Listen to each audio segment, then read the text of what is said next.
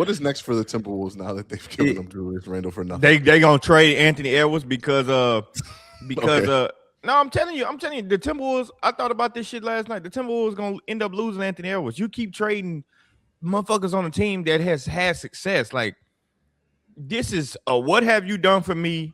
The last hour league in the NBA. Mhm. Like, goddamn, y'all motherfuckers gonna blame the loss on Julius Randle Day. That makes him expendable because Anthony Edwards was hurt, because Nas Reed was hurt, because they damn near Dante DiVincenzo was hurt. Like, goddamn, y'all gonna blame them not going to the Western Conference and losing again on Julius Randle? But they're not doing that. Yes, they are. Yeah, they are. Yes, That's why they traded him. Yeah, yes, no, that's not. What else would it be the reason they traded him? Why didn't they trade him last year then? Because they needed to re-sign Ayo Dosunmu, and they valued what he brought. They opened up some money. He's a much younger player, and they also opened up a starting spot for Nas Reed, who was getting frustrated being a sixth man. So yeah, that's the reason. So they blame it on Julius Randle. Why didn't they trade him last year?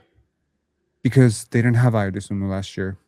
They need Ayo Dosunmu. So they blaming this on Julius Randle. That's my point. They didn't trade him last year when they was winning. Are they preparing to upgrade at the guard position to like Irvin or Ja if they become available, or who else was Irvin or Ja? I'm with Drench on this. I think the window they was drafted closed. a center last year, and I have some hopes. There's McDaniels is like a big wing. Mm-hmm. It's possible that you just need more guard help with Dante DiVincenzo going out. Like if Dante DiVincenzo doesn't go out and Ayo Dosunmu doesn't do what he does in the playoffs, maybe Julius Randle's still there. I don't necessarily think it's like the Minnesota Timberwolves walk into the offseason, they're like, okay, we got to cut $30 million somewhere.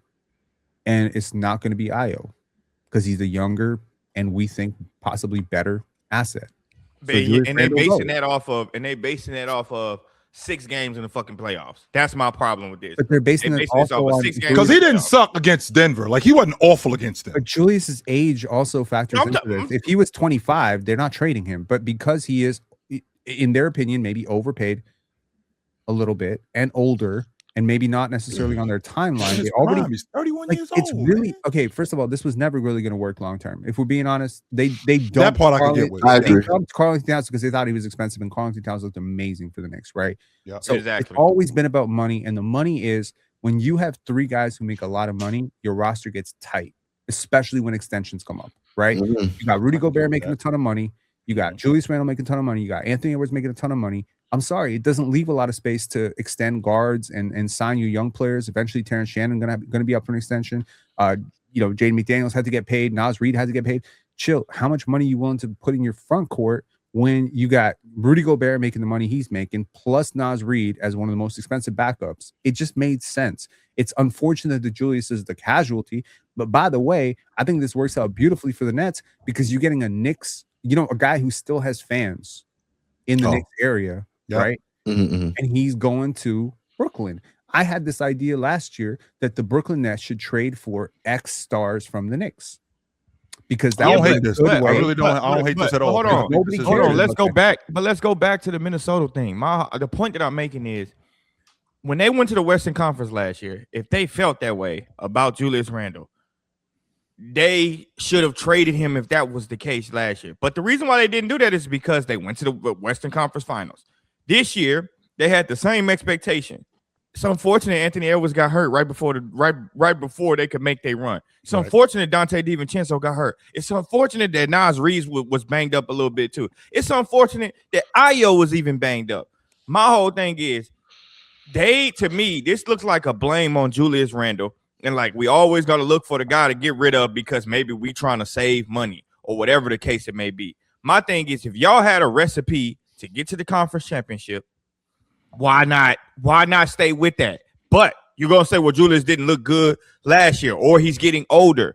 Now you're in the unknown. That's what you are now. You're in the unknown. Like we don't know what this is. And basically, I like Ayo Dosunmu. Do I like him for $112 million? No. Y'all basing $112 million off a kid who played good for 20 games? Chicago. No, he was good. Yeah, he was, but he wasn't $112 million good though. Good rotation player. Yeah, he was, but he wasn't $112 million good for 5 years. 5 years? 5 years, 112? Yeah, 5 years. That's a great deal. Yeah, That's not for him though. To me, it's not for him. $25 million. Signing a two-way guard who can 25 shoot threes at $20 million a year. That's not bad. And Tyler Hero wants 40. Give me IO for 20.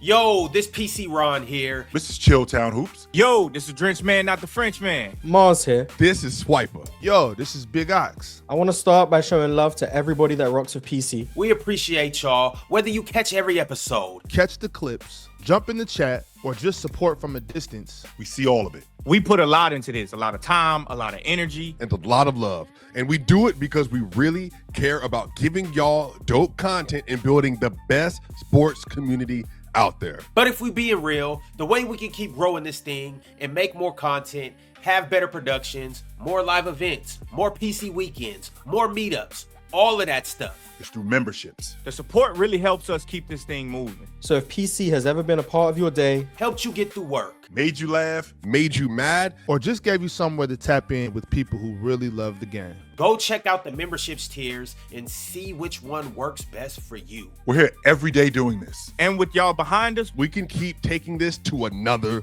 level. tap into the membership. And let's keep building this thing, baby. PC to the top with you. Let's do it.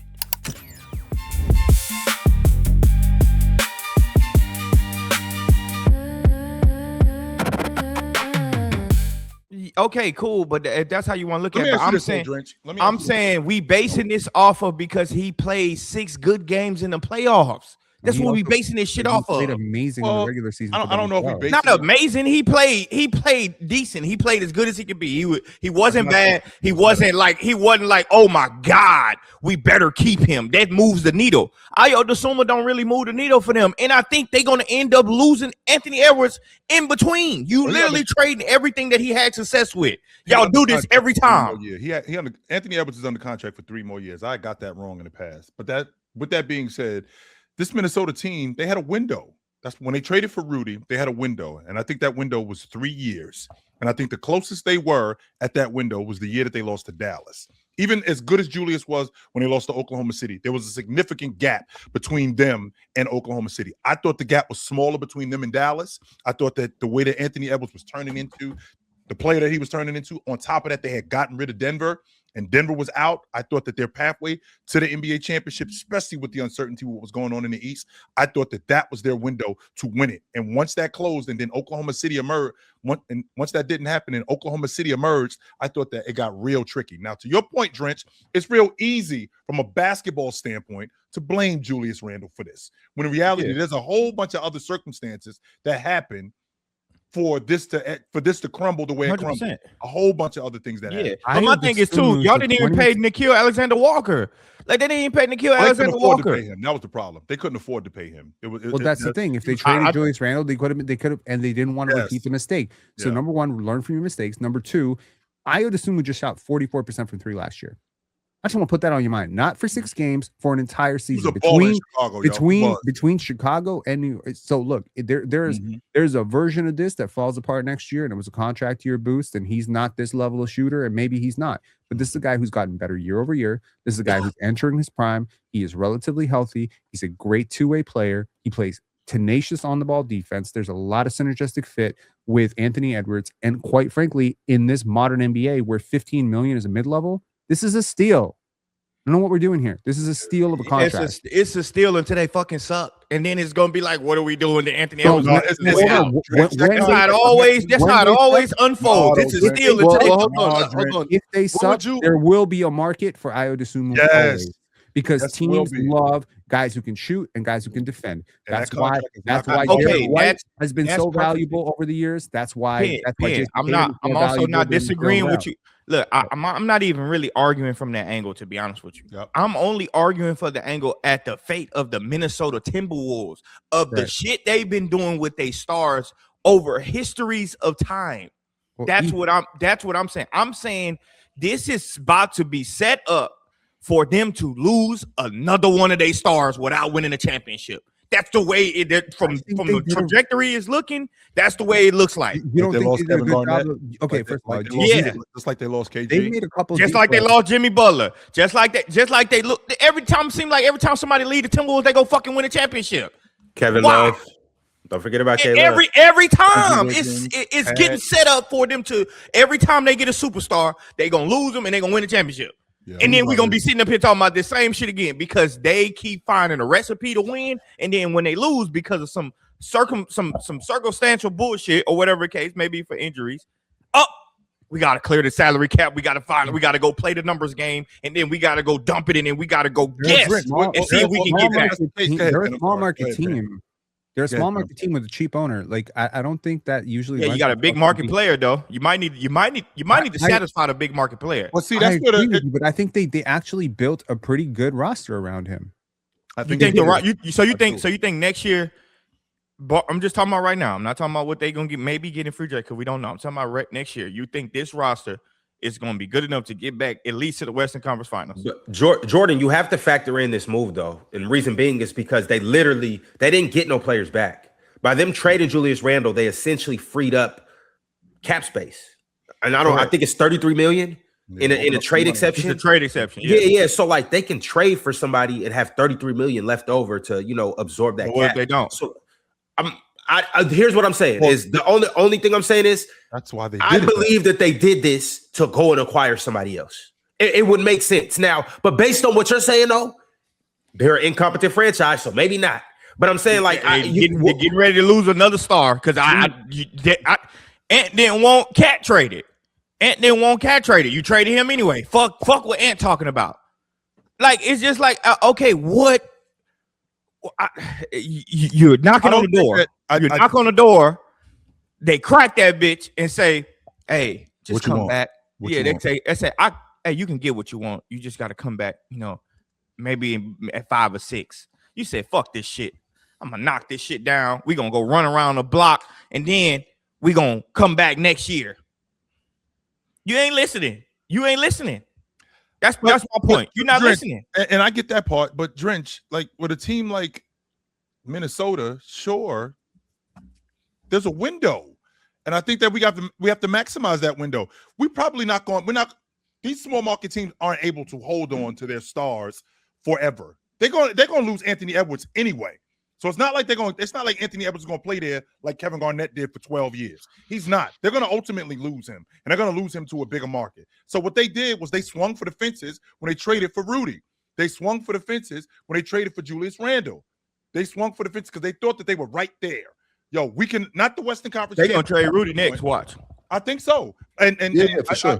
I think that they swung for the fences. We all saying for sure like that's a good move for them. But no, it's not. But here's the thing. I think that the group that we have now, I think that this is as far as we're going to go. I think that they maximize them. The Western, like you just mentioned, Drench, like we're competing to get to the Western Conference Championship. No, we're not. We're competing to get to the NBA Championship. And 24 was that year. That was the year to do it. And then when Oklahoma City emerged, now San Antonio has emerged. Minnesota is going this way. That window has now closed. But you're making that assumption about that window closing because you saw the hurt Timberwolves team play against the San Antonio Spurs. That's why you saw the best player hurt. That's not why. That's what. That's not you have like that. So you don't take that in. Oklahoma City is better than them. I can appreciate the injury logic, Jordan. I'm not going to argue that point. But Oklahoma City, even if they are healthy, Minnesota was a contender. Yes, they are. I'm not arguing. They were a contender. I don't know if they are anymore, but they were a contender. Yes, they were. But Oklahoma City was better than them. And they just got hurt.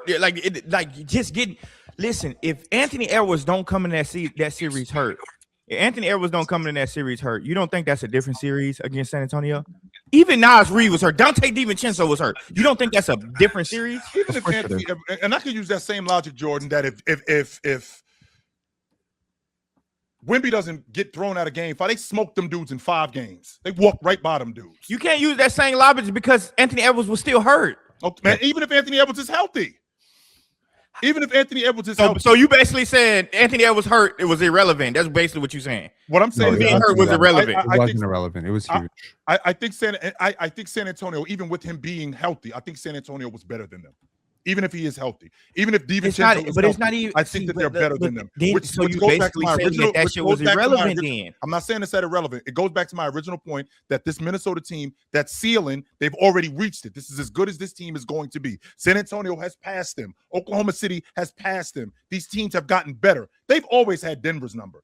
I don't know what it is about Denver, but they've always had Denver's number. But these other teams have passed them. So this team now is in a space where we have to do something different. Now, to your point, I think that moving on from Rudy, even though it's going to be a mistake, we may have to look in another direction because we've maximized this group. Anthony All right, Edwards gonna look in fellas. another direction too, though. Yeah, they're going to lose him. I'm not arguing that point, Jay. No, they're gonna lose him a lot earlier than they think they gonna are. lose him. Yep, they are. My fault. Wrong. Go All ahead. right, y'all. Boys gonna start the season off losing 10 games. Ain't gonna say, "Yo, Atlanta, let's do it." Believe that. It's on. It's on. I'm telling you. It's the panel. Religion get built on cam. Where the check throw smoke and the host go ham. You ain't never seen hoops out hit the raw. Every take got weight, every night we drop. This that barbershop. Courtside, worldwide tone. Welcome to the only show that really feel like numbers jumping like the score.